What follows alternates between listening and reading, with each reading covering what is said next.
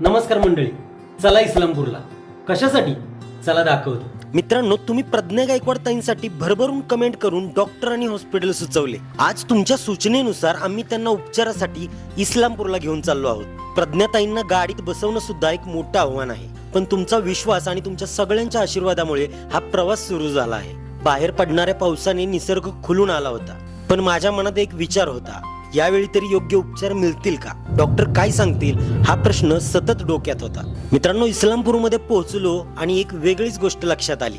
आपण ज्या शहराला इस्लामपूर म्हणत होतो त्याचं मूळ नाव ईश्वरपूर असल्याचं इथं पाहायला मिळालं. पोहोचलोय मित्रांनो आम्ही आता इस्लामपूरमध्ये. बारके डॉक्टर म्हणून इथं आहे हॉस्पिटल. आणि आता प्रज्ञाताईंना काय डायरेक्ट वरती घेऊन जात नाही, पहिल्यांदा डॉक्टरांशी वार्ता करतो आणि मग त्यांना वरती घेऊन जाईल. बारकी डॉक्टर.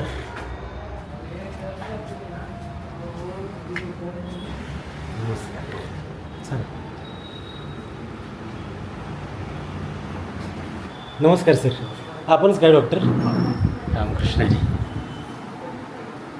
आत्ता त्यांना आणलेत आम्ही खाली गाडीमध्ये आहेत. वरती आणून द्या का? येत आहे खाली?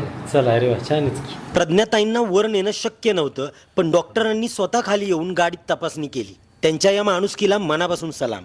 डॉक्टरांनी सविस्तर तपासणी करून उपचाराची दिशा सांगितली आणि एक आशादायक गोष्टही सांगितली.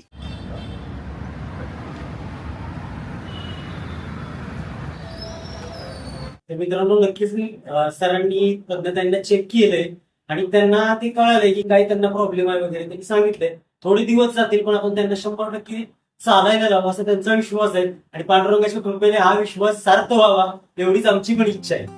मित्रांनो, उपचाराची सुरुवात झाली आहे. पुढचा प्रवास अजून बाकी आहे. तुमच्या एका कमेंटमुळे, एका सल्ल्यामुळे हा प्रवास शक्य झाला. पुढेही तुमची साथ, प्रार्थना आणि योग्य मार्गदर्शन असंच मिळत राहू द्या. प्रज्ञाताई लवकर बऱ्या व्हाव्यात हीच देवाकडे प्रार्थना.